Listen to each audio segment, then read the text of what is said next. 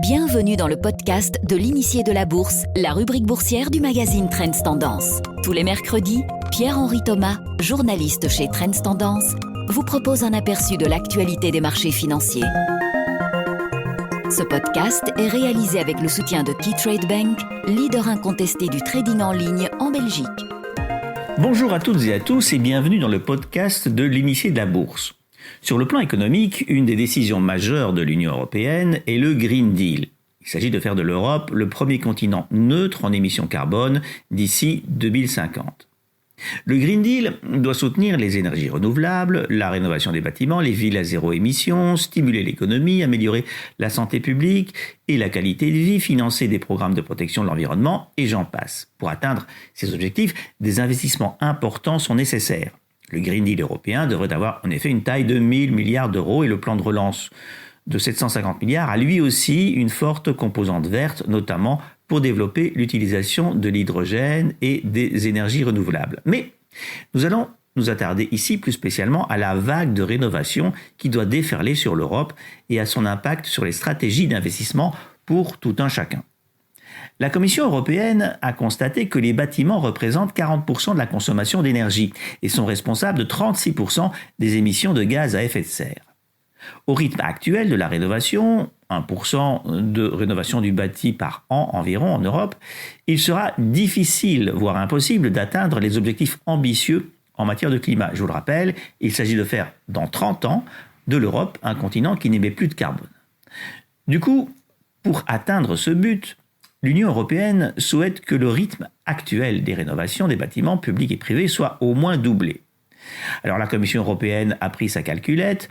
Pour atteindre ces objectifs climatiques, et notamment l'objectif intermédiaire de 2030, 185 milliards d'euros par an seront nécessaires pour améliorer l'efficacité énergétique des bâtiments. 115 milliards dans la rénovation des logements privés et 70 milliards pour les bâtiments publics. Cette vague de rénovation pourrait provoquer un cercle vertueux. L'augmentation des investissements dans la construction devrait en effet aider aussi à la reprise de l'économie après l'épidémie du Covid. Chaque million d'euros investi dans la rénovation, économe en énergie, devrait permettre de créer 18 emplois. Alors l'argument n'est pas tombé dans l'oreille d'un sourd, évidemment, plusieurs États ont donc mis en place des plans de rénovation. Début septembre, par exemple, le gouvernement français a ainsi annoncé que dans son plan de relance de 100 milliards, 30 milliards seraient dédiés à l'investissement climatique et 7 milliards plus spécialement à la rénovation. Bon, chez nous, c'est toujours un peu plus compliqué en raison du millefeuille institutionnel. Mais au niveau régional, néanmoins, le ministre wallon du logement Pierre-Yves Dermagne propose un ambitieux plan de rénovation pour améliorer les performances énergétiques de 25 000 logements sociaux. Ce plan devrait s'étaler sur 4 ans et prévoit un investissement de 1,2 milliard d'euros. À Bruxelles, la région s'est elle aussi lancée dans un plan de rénovation des logements sociaux. Ok, c'est bien, direz-vous, mais en quoi cela concerne mon portefeuille d'actions ? Eh bien, justement, on le voit, les années qui viennent vont soutenir un important marché de la rénovation. Et sur ce marché, pas mal d'entreprises européennes sont bien positionnées. On peut citer, chez nous, Recticel et ses panneaux isolants, De Koning et ses châssis en PVC, mais il y a aussi, au niveau européen, le leader européen des panneaux d'isolation, l'Irlandais Kingspan, ou le groupe danois Rockwool, leader, lui, dans la laine de roche. Et n'oublions pas Saint-Gobain, le géant français du vitrage. Certaines de ces entreprises connaissent déjà une croissance impressionnante. Ces 25 dernières années, Kingspan, le groupe irlandais, a par exemple affiché en moyenne un taux de croissance annuel de plus de 17%. Comme quoi, il n'y a pas que le secteur de la haute technologie et les GAFA qui affichent un taux de croissance flamboyant. La parole est maintenant à l'expert de Keytrade Bank avec une analyse de l'actualité économique et financière. Le podcast d'aujourd'hui est consacré au concept de l'investissement momentum. Ce terme vous fait peut-être penser à ce que l'on appelle le day trading, pratique qui consiste à faire des allers-retours spéculatifs durant une même séance, mais il n'en est rien. L'investissement momentum revient à sélectionner les actions ou les classes d'actifs qui se sont le mieux comportées au cours d'une période donnée, généralement fixée à 6 ou 12 mois. Il s'agit sur ce plan d'une stratégie d'investissement active, mais nous vous expliquerons dans un instant, exemple à l'appui, comment obtenir un appréciable rendement sans avoir à multiplier les transactions. Nous commencerons toutefois par préciser que le momentum est un facteur validé par la sphère académique. Nombre d'investisseurs connaissent la notion d'investissement de valeur ou de facteur de valeur. Cette stratégie suivie par Warren Buffett consiste à investir dans des titres sous-évalués. Maintes études en prouvent l'efficacité à long terme. Les recherches montrant que le momentum est lui aussi un facteur susceptible d'assurer d'excellents rendements à terme se sont par ailleurs multipliées ces dernières années. Venons-en à présent à la notion d'investissement momentum que nous illustrerons au moyen d'un exemple simple. Vous savez bien désormais ce qu'est un tracker. Imaginons que nous souhaitions investir dans le monde entier. Nous pouvons opter pour un tracker qui aura pour sous-jacent l'indice MSCI All Countries World, lequel est constitué de toutes les grandes actions de la planète. Les bourses, aussi bien occidentales que des pays émergents, composent le MSCI All Countries World Index. Mais nous pouvons également scinder cet indice entre marchés d'actions occidentaux d'une part et bourses des pays émergents d'autre part. Des trackers très liquides existent en effet pour chacun de ces deux segments.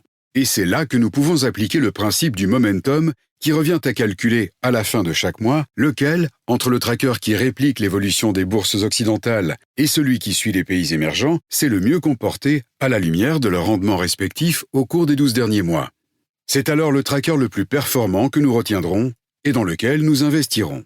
Nous répéterons ensuite l'opération chaque mois. Il s'agit là d'une manière simple d'investir sans se laisser guider par ses émotions.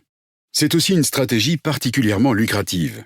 Celles et ceux qui l'auront appliquée cette année seront restés investis depuis janvier dans les bourses occidentales pour aboutir fin septembre à un rendement à peu près nul, ce qui est plutôt appréciable lorsqu'on sait que la plupart des marchés dont les bourses européennes et l'indice Belvin sont toujours dans le rouge. En conclusion, l'investissement momentum revient à procéder à une comparaison. On compare des classes d'actifs entre elles, sur la base des rendements obtenus durant une certaine période, généralement fixée à 6 ou 12 mois, puis on investit dans la plus performante. On a de la sorte la certitude d'être toujours investi dans les actions ou les marchés les plus rentables, tout en évitant ceux qui sont à la traîne et qui ne peuvent donc pas tirer le rendement du portefeuille vers le bas. Bienvenue dans la seconde partie du podcast de l'initié de la bourse. Alors, nous allons nous pencher maintenant sur le groupe Recticel, une entreprise qui pourrait bénéficier de la vague verte et du Green Deal européen dont nous parlions tout à l'heure. Pour Recticel, cette année 2020 est à marquer d'une pierre blanche, non pas à cause du Covid. Alors évidemment, Recticel a subi le contre-coup de la crise sanitaire. Au premier semestre, ses ventes ont baissé de plus de 17% pour atteindre 374 millions d'euros. Non, si 2020 est à marquer d'une pierre blanche, c'est parce que Recticel a réalisé ces derniers mois le recentrage stratégique que tout le monde attendait depuis des années. Recticel, spécialisé dans les mousses de polyuréthane, cherchait en effet depuis longtemps à céder son activité automobile, qui fabrique des pièces de tableau de bord et d'intérieur pour véhicules. Il a finalement réussi à la céder à un moment où personne n'attendait, en créant une joint venture avec un fonds d'investissement allemand Admetos. Admetos va initialement acheter 51% de cette activité automobile et pourra acquérir les 49% restants à partir de mars 2024. Et puis, comme une bonne nouvelle ne vient jamais seule, Recticel a également réussi à vendre sa part dans la joint venture Eurofoam qu'il détenait avec l'allemand Greiner, une joint venture spécialisée dans les mousses synthétiques, souples, et l'acheteur est son partenaire allemand Greiner. Ces désinvestissements vont permettre à Recticel de se concentrer sur des activités à plus haute valeur ajoutée. Elles vont lui apporter aussi du cash, beaucoup de cash, car Recticel a bien vendu. Les deux activités vendues ont pris de la valeur parce que le géant irlandais de l'isolation Kingspan s'y était intéressé. Pour la petite histoire, Kingspan connaît d'ailleurs bien Recticel puisqu'il avait tenté une OPA sur le groupe belge en 2010, mais cela sans succès. Alors nous disions que Recticel avait bien vendu. En effet, il a tiré de ces deux ventes un montant de 210 millions d'euros, alors que les analystes estimaient ses activités à 140 millions. Le groupe a donc réalisé une plus-value de 85 millions d'euros. Sur le plan stratégique, cette double vente va permettre à Recticel de se concentrer principalement sur le déploiement de son département isolation, qui fabrique des panneaux d'isolation et qui affiche à lui seul un chiffre d'affaires de plus de 110 millions d'euros. Et ce redéploiement stratégique, Recticel pourra le faire l'esprit libre, car avec ses 210 millions d'euros de rentrée, Recticel a effacé toutes ses dettes. Et le groupe a donc les moyens et les possibilités de se développer dans un secteur porteur, précisément au moment où l'Union européenne lance son plan de relance vert. Merci d'avoir écouté le podcast de l'Initié de la Bourse. Vous trouverez plus de conseils et d'analyses de l'Initié de la Bourse demain dans le magazine Trends Tendance. La semaine prochaine, nous sommes de retour avec de nouvelles analyses.